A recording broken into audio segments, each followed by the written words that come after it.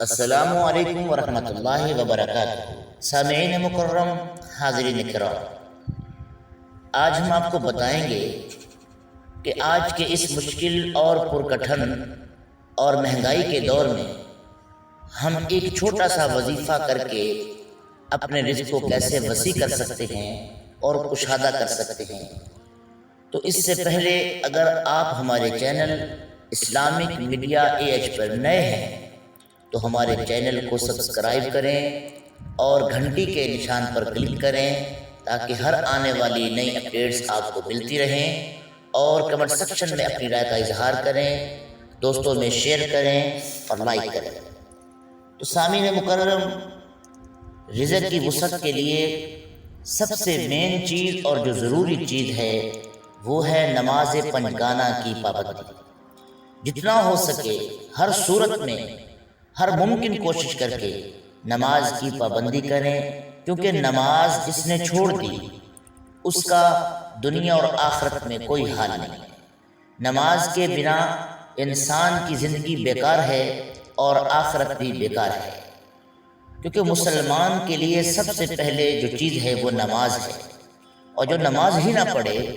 تو اس کا دنیا آخرت میں کوئی حصہ نہیں ہے۔ تو رزق کی وسعت کیسے ہوگی جب ہم نمازوں کو چھوڑیں گے؟ تو جتنا ہو سکے نماز کی پابندی کریں، اور بالخصوص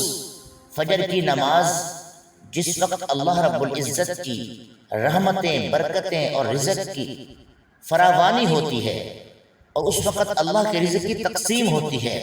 تو فجر کی نماز میں بالخصوص خود بھی اٹھیں، اپنے اہل خانہ کو، اپنے اہل و عیال کو بھی اٹھائیں اور نماز کی پابندی کرائیں۔ طلوع فجر سے لے کر طلوع آفتاب کا وقت یہ انتہائی بابرکت اور بہت ہی رحمتوں کا باعث اور نزول رزق کا باعث ہوتا ہے۔ کوشش کریں کہ اس وقت میں اٹھ کر تلاوت قرآن کریں، نماز کی پابندی کریں، مرد حضرات مسجدوں میں جا کر باجماعت نماز ادا کریں، اور میری مائیں، بہنیں، بیٹیاں گھروں میں نماز ادا کریں اور تلاوت قرآن کریں، ذکر اللہ کریں، اور اللہ رب العزت سے رزق وسیع کے لیے دعا کریں، تو انشاءاللہ الرحمن رزق وسیع اور حلال طیب نصیب ہوگا۔ دوسرا یہ ہے کہ جتنا ہو سکے اللہ کے نبی صلی اللہ علیہ وسلم نے فرمایا کہ جو شخص یہ چاہتا ہے کہ اس کی عمر میں اس کے رزق میں اضافہ ہو، تو اس کو چاہیے کہ وہ اپنے اعزاء اقرباء سے، اپنے رشتہ داروں سے اچھا سلوک کرے، ان کی پریشانیوں میں، ان کی تکلیفوں میں، ان کی مشکلوں میں ان کا ساتھ دے، اور اگر ان کی پریشانیوں میں وہ ان کا ساتھ دے گا تو اللہ رب العزت اس کی مشکلات کو، اس کی پریشانیوں کو دور کر دے گا۔ جتنا ہو سکے رشتہ داروں کے ساتھ حسن سلوک کریں، صلہ رحمی کریں، اور جتنا ہو سکے جھوٹ سے، غیبت سے، چغلی سے اجتناب کریں، ہر اچھا عمل کریں، ہر وہ عمل کریں جو اللہ اور اس کے رسول صلی اللہ علیہ وسلم کو پسند ہو۔ اور جو وظیفہ آپ کو بتانے جا رہے ہیں اس پر آپ نے یہ کرنا ہے کہ صدق دل سے آپ نے وظیفہ کرنا ہے، یقین کامل کے ساتھ، اور اللہ پر یقین رکھ کے کرنا ہے، کیونکہ سب کچھ کرنے کی قدرت کامل رکھنے والی ذات اللہ کی ہے۔ یہ وظیفے، یہ جتنے بھی معاملات ہیں، یہ جتنے بھی ہم کام کرتے ہیں، یہ سب ہیلے اور وسیلے ہیں، یہ تو بہانے ہیں، لیکن اصل ذات جو ہے وہ اللہ کی ہے، جو ہر کام کرنے پر، سب کچھ کرنے پر قدرت کاملہ رکھتی ہے۔ تو سامعین گرامی، وظیفہ کچھ اس طرح ہے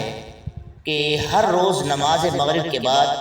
اول آخر 3 بار درود ابراہیمی پڑھ لیں، اور اس کے درمیان میں 21 بار سورۃ الکوثر،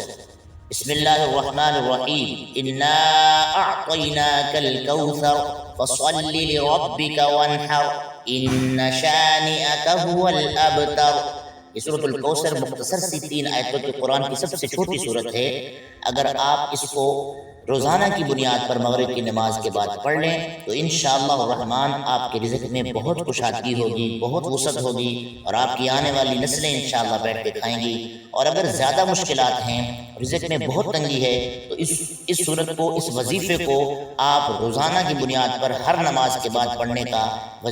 یہ عمل کر لیں، روزانہ پڑھا کریں۔ روزانہ کی بنیاد پر آپ 5 نماز کے بعد آپ اس وظیفے کو کر لیا کریں تو انشاءاللہ الرحمن بہت ہی فائدہ ہوگا اور آپ کو رزق وسیع انشاءاللہ العزیز اللہ رب العزت عطا فرمائیں گے۔ اللہ ہم سب کو حلال طیب، رزق حلال اور وسعت رزق عطا فرمائے اور ہمارے گھروں میں کشادگی، خوشحالی عطا فرمائے اور حرام کاریوں سے اور حرام رزق سے ہم کو محفوظ و مامون فرمائے۔ آمین ثم آمین۔